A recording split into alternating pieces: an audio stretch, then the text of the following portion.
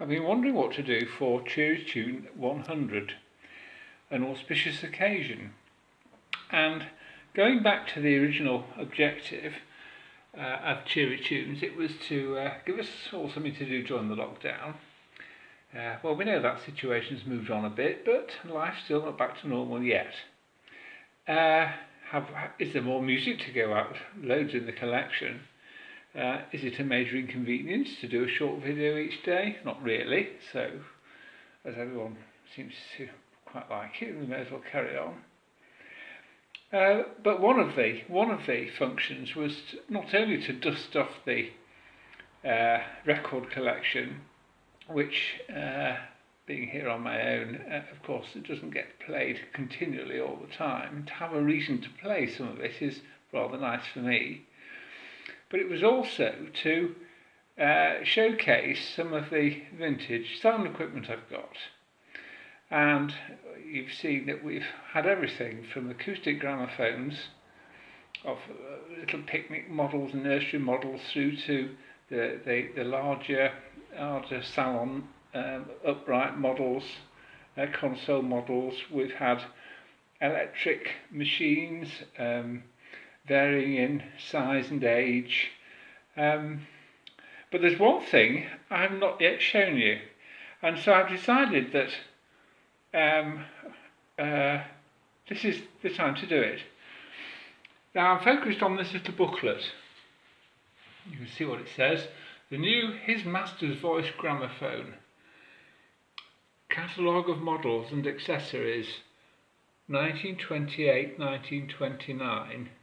This is an original catalogue, and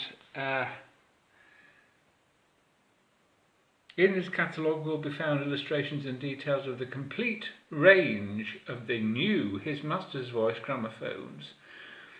By this time, HMV was definitely the market leader in producing quality machines. They go on to say the reproduction of these instruments is superior to that of all other gramophones in volume, quality of tone and extent of musical range from bass to treble. And they've even got a testimonial here from Sir Edward Elgar, MO, KCVO, who says that the new His Master's Voice instrument is the greatest invention in the history of the gramophone. So, big hitters in the industry. And that meant, of course, that they were at the cutting edge of the technological advance. From acoustic machines such as these, here's a phantom view of the complex horns that were built into the large models, giving them a tremendous audio profile for the time, and one of these reflex horns is in fact contained, one on a slightly lesser scale, in this upright model that you've seen demonstrated.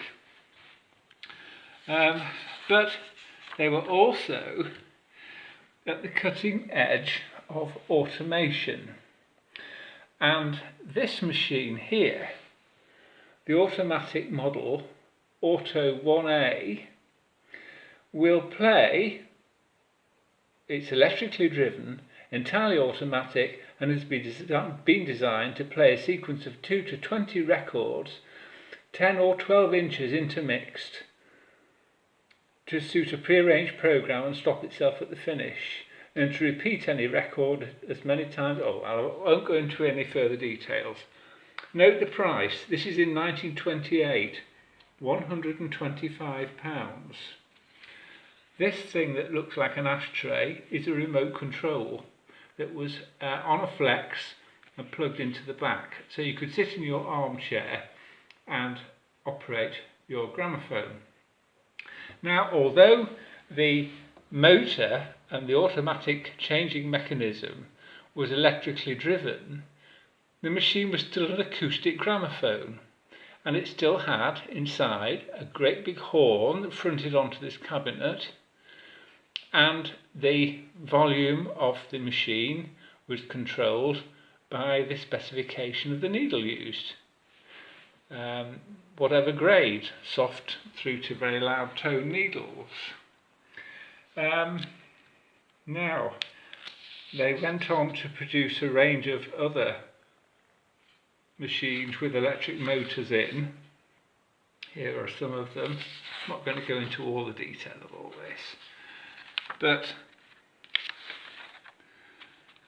as we advance through the catalogue, at the back here we've even got some of the accessories I've shown you. I've shown you the speed tester, and there's the fibre needle cutter I demonstrated to you in past videos. I've got one of those cleaning pads in the cabinet as well.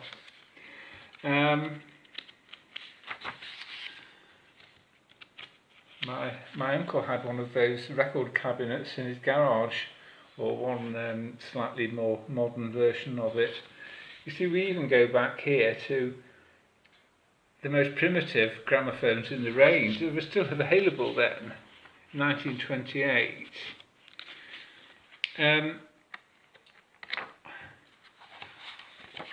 What I'm heading towards showing you is this machine, but in the electrical version, fully electric with valve amplification. And it isn't actually detailed here in this catalogue, so I'll have to come to other written material for the demonstration purposes. But anyway, that's enough chatter just for the moment. You need to see something. That is the machine that I've just been describing in the fully electrical form with the electric amplification. And if I open it up, incidentally, got a plaque on the top, this machine, with happy memories of Edmund Hick Ashworth of Egerton House, June 1960. So it'd be interesting to know a bit more about that. It's got a counterbalance lid, and this is the machine. Now, as a size comparison, there's the one that we've been playing records on periodically in our Cheery Tunes series. You can see this is a monster. There's the trademark. These are handmade machines, beautifully finished. And when automating the process of playing a record, there was no model to follow. So the process of physically picking a record up, putting it on the turntable, putting the arm and sound box on the record, and then removing the record at the end and replacing it with another one, was quite literally automated. The way it works is that this device here lifts up, and records are placed on this platform, up to 20 of mixed sizes in any order, and then this big button at the front of the machine is pressed and off it goes.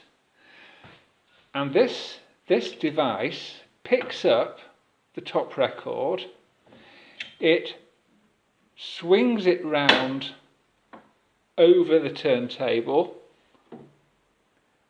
and places the record on this, which is the turning turntable, as it were, not just a platform. On the way past, it depending on its size, it hits these indicators so that the machine knows what size the record is. That's the speed control there. And the machine places the arm on the record.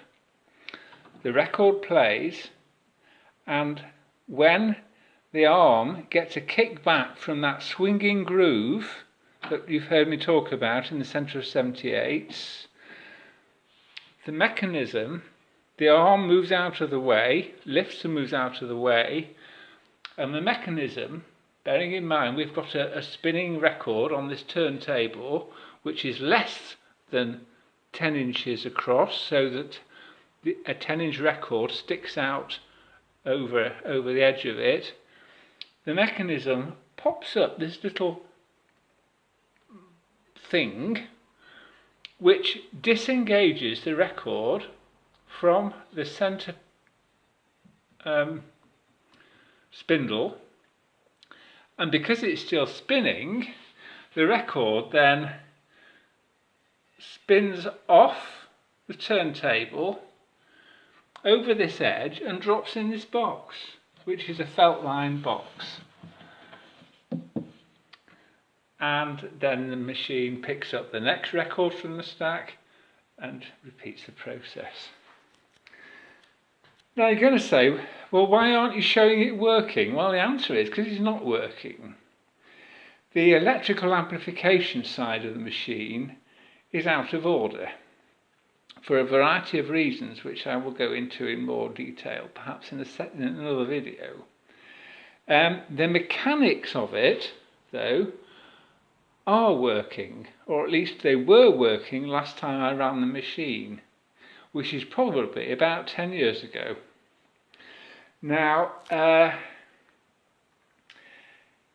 the machine, I acquired it from a dealer friend of mine who'd done some brilliant research, and we have a full typewritten workshop manual for all the mechanical aspects of the machine, and it's all been very carefully set up. There was a fault that one of my engineer friends very, very kindly sought remedy for, and successfully, through a contact of his who was an expert model engineer. They managed to manufacture or repair a key part, and that got the mechanics working again. The electrical sound box is in need of attention, and I said the amplifier, which is a vast amplifier inside, built like something from Frankenstein's laboratory. All the interconnecting wires are covered in lead shielding. You've never seen anything like it. This machine, I can't move it on my own. I need someone else to help me. And that's one of the reasons it's sort of been lying dormant for so long. These are the valves out of it. Again, another problem. They are extraordinarily rare valves now. I managed to find one at a sale at GMEX many years ago. A valve dealer, by pure coincidence, had just had someone bring this to him, and he bought it from them. It's the audio amplifying valve, but the valves are all weird voltages, weird bases. Look at that one. That's a weird thing. There's nothing like it. I have got the manufacturer's HMV's own advice on how to make valve adaptations to the amplifier to make it use more common types. And so at some point in the future, what needs to happen is the amplifier needs to be sorted out. It probably needs some special work done to it so that it can use more common valve types, something that could be reversible so that we don't destroy the originality of the machine. And it would be wonderful to get it going again, because it's a museum quality piece, this. But perhaps you Cheery Tuners are the sand in the HMV oyster here to get this pearl back into some kind of working order. I don't know. It's a big job. Anyway, it's coming to no harm here. It's in good dry conditions and it won't be deteriorating. Once machines like this get into cold, damp storage, they soon deteriorate very quickly. So he's quite happy here, just ticking along. Anyway, long story. I'm sorry it's gone on and on, but I know some of you are interested in the technicalities. If I could only move the thing away from the wall, I could show you all the amplifier in the back. We'll get to that in the end, at some point. So now, after that very, very, very long chatter of, I can see nearly 16 minutes, we'll have a cheery tune to finish. Let me see what I can find. We've certainly covered some different records in our cheery tune travels. One or two here that might amuse you. Look at this one. Jack Payne himself on the Imperial label on this tiny little record. And it was actually released when Jack Payne started recording on the Imperial label, and this was made and distributed as a gimmick, sales gimmick. And Jack Payne talks about his new recording arrangement with Imperial on this side, and plays his signature tune on the other. Now this little record will play, but I'm not going to do it now because it takes a lot of fiddling around, because it's hard to make it not slip on the turntable. So that's for another day. This is an interesting little disc, an aluminium disc, and you could go into a booth, a bit like you get passport photos done in a booth these days, an automatic machine, but instead of having a photograph taken, you could make a recording. And there's a very nice Christmas message on this side from someone who's clearly sent this record with a card, and on the back an advertising message saying what wonderful service they offer. The manufacturers of the machinery that does the trick. Anyway, again I'm talking too much. Here's Ambrose and his orchestra, and this nice number, I've Got a Note, which is a nice pacey end to today's special edition of Cheery Tunes.